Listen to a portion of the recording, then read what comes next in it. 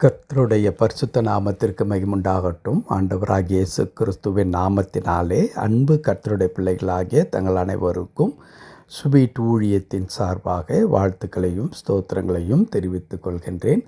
மத்தேயு எழுதின நற்செய்தி நூல் 9ஆம் அதிகாரம் 29வது வசனம். மத்தேயு 9ஆம் அதிகாரம் வசனம் 29.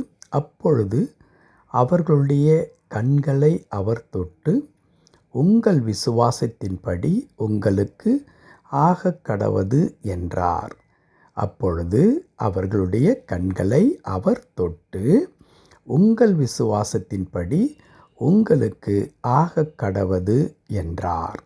என் அன்பு கடவுளுடைய பிள்ளைகளே, இதற்கு மேல் இருக்கிற 2 வசனங்களையும் நாம் சேர்த்து வாசிக்கும் பொழுது அங்கே என்ன நிகழ்ந்தது என்பது நமக்கு நன்றாக தெரியும். ஒரு நாள் இயேசுவின் ஊழிய பாதையில் 2 பார்வை இல்லாத மனிதர்கள் வந்து இயேசுவை பார்த்து கேட்கிறார்கள், தாவீதின் குமாரனே, எங்களுக்கு இரங்கும் என்று கூப்பிட்டார்கள். அப்படி கூப்பிட்ட அந்த மக்களை பார்த்து அடுத்த வசனம் எழுதியிருக்கிறது. இயேசு அவர்களை பார்த்து கேட்கின்றார், நான் உங்களுக்கு அற்புதத்தை செய்ய முடியும் என்று சொல்லி நீங்கள் விசுவாசிக்கிறீர்களா? எனக்கு அந்த வல்லமை உண்டென்று விசுவாசிக்கிறீர்களா என்று கேட்கிறார். என் அன்பு கடவுளுடைய பிள்ளைகளே, அந்த வார்த்தையை நான் வாசித்து காண்பிக்கின்றேன். தயவுசெய்து மனதில் வைத்துக் கொள்ளுங்கள். 28வது வசனத்தில் இயேசு அந்த மக்களை பார்த்து கேட்கிற வார்த்தை என்ன? இதை செய்ய எனக்கு வல்லமை உண்டென்று விசுவாசிக்கிறீர்களா என்று கேட்டார். மிக முக்கியமான ஒரு வார்த்தை. தன்னை நோக்கி இந்த பார்வையில்லாத மக்கள் கேட்கிறார்கள், தாவீதின் குமாரனே, எங்களுக்கு இரங்கும் என்று கேட்கும் பொழுது அந்த மக்களை பார்த்து இயேசு இந்த அற்புதத்தை செய்வதற்கு, பார்வையற்றிருக்கிற உங்களுக்கு பார்வையை கொடுப்பதற்கு எனக்கு வல்லமை உண்டு என்பதை நீங்கள் விசுவாசிக்கிறீர்களா என்று கேட்கிறார். அதற்கு அவர்கள் ஆம் விசுவாசிக்கிறோம் ஆண்டவரே என்று பதிலளிக்கிறார்கள். அப்பொழுதுதான் இயேசு சொல்லுகிற வார்த்தை என்ன? உங்கள் விசுவாசத்தின்படி உங்களுக்கு ஆகக்கடவது என்று சொல்லி அவர்களுடைய கண்களை ஆண்டவர் என்ன செய்கின்றாராம்? திறக்கின்றார் என்று பார்க்கிறோம். அன்பு கடவுளுடைய பிள்ளைகளே, நீங்களும் நானும் இந்த காலை நேரத்தில் கடவுளை தேடும் பொழுது மனதில் நிறுத்தி கொள்ள வேண்டிய ஒன்று, நாம் எந்த காரியத்திற்காக ஆண்டவரை நோக்கி நாம் ஜெபிக்கிறோமோ அந்த காரியத்தை ஆண்டவர் என் வாழ்க்கையில் செய்து முடிக்க அவருக்கு வல்லமை உண்டு என்பதை நாம் பரிபூர்ணமாக நம்ப வேண்டும். ஒருவேளை வியாதி குணமடைய வேண்டும் என்று நாம் ஜெபிக்கலாம். கடன் தொல்லை தீர வேண்டும் என்று நாம் ஜெபிக்கலாம். குடும்பத்தில் நிலவி கொண்டிருக்கிறதான பிரச்சனைகளுக்கு ஒரு முடிவு வர வேண்டும், கடவுள் அவற்றை மாற்ற வேண்டும் என்று ஜெபிக்கலாம். தொழிலிலே முன்னேற்றம் உண்டாக வேண்டும் என்று ஜெபிக்கலாம்.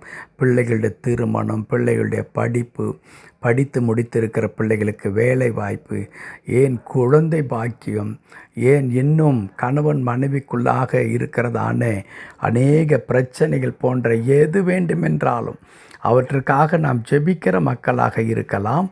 அப்படி நாம் தேவனை நோக்கி ஜெபிக்க நாம் வரும்பொழுது நமக்குள்ளாக இருக்க வேண்டிய ஒன்று, அல்லது நம்மையும் பார்த்து கடவுள் கேட்கிற ஒரு கேள்வி என்ன?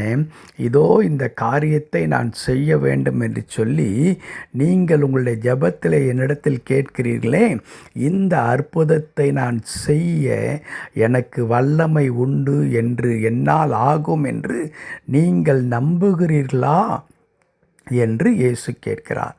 நம்முடைய உள்ளத்திற்கு தெரிந்திருக்க வேண்டும், நான் கேட்கின்ற இந்த காரியத்தை என் ஆண்டவராகிய இயேசு எனக்காக செய்ய முடியும். அவருக்கு அந்த வல்லமை உண்டு. அவரால் கூடாதவைகள் ஒன்றும் இல்லை. எனக்கு வந்திருக்கிற பிரச்சனை கூட, எனக்கு இருக்கிற இந்த தேவை கூட அவருடைய வல்லமை, அவருடைய அதிகாரத்திற்கு உட்பட்டதே. அவர் என் பிரச்சனையை பார்த்து பேசும் பொழுது, அவர் தம்முடைய வல்லமையுள்ள கரத்தினாலே என் வாழ்க்கையை தொடும் பொழுது அங்கே அற்புதம் நிகழும் என்பதை நாம் விசுவாசிக்க வேண்டும். அப்படி விசுவாசிக்கும் பொழுது 29வது வசனத்தை வேதத்தில் எழுதப்பட்ட அதே வார்த்தையை கர்த்தர் நம்மை பார்த்தும் சொல்லுவார், உங்கள் விசுவாசத்தின்படி உங்களுக்கு ஆக கடவது என்று சொல்லி. அன்பு கடவுளுடைய பிள்ளைகளே, ஆண்டவர் பெரியவர். உங்களுடைய விசுவாசத்தின்படி இந்த காலை நேரத்தில் நிச்சயமாக அற்புதம் நடக்கும். பிரச்சனை எவ்வளவு பெரியதாக, எவ்வளவு நீண்டதாக, எத்தனை காலம் பழமையானதாக அல்லது மாற்ற முடியாத அளவிற்கு இரும்பை போல, பாறையைப் போல உறுதியானதாக கூட இருக்கலாம். ஆனால் கடுகளவு உங்களுக்கு விசுவாசம் எதன் மீது என்னவென்று சொல்லி, என் ஆண்டவர் இந்த காரியத்தில் எனக்கு உதவ முடியும் என்று நீங்கள் விசுவாசிக்கும் பொழுது அற்புதம் நடக்கும். ஆண்டவர் அதிசயங்களை நடப்பிப்பார். பயப்படாதீர்கள். உங்கள் விசுவாசத்தின்படி உங்களுக்கு மாபெரும் அதிசயங்களை கடவுள் செய்ய ஆயத்தமாயிருக்கிறார். ஆண்டவரை நோக்கி பார்த்து சொல்லுங்கள், ஆண்டவரே, நான் ஜெபிக்கிற இந்த காரியத்தை உம்மால் செய்து முடிக்க முடியும் என்று நான் விசுவாசிக்கிறேன். ஆகவே உமக்கு நன்றி செலுத்துகிறேன் என்று சொல்லுங்கள். அற்புதத்தை இன்றைக்கே நாம் பார்க்க முடியும். கர்த்தர் தாமே இந்த வார்த்தையின்படியே நம்முடைய சின்ன விசுவாசத்தையும் ஆண்டவர் கனப்படுத்தி நாம் எதிர்பார்க்கிற எல்லா நன்மைகளையும் தந்து வழி நடத்துவாராக. ஆமென், ஆமென்.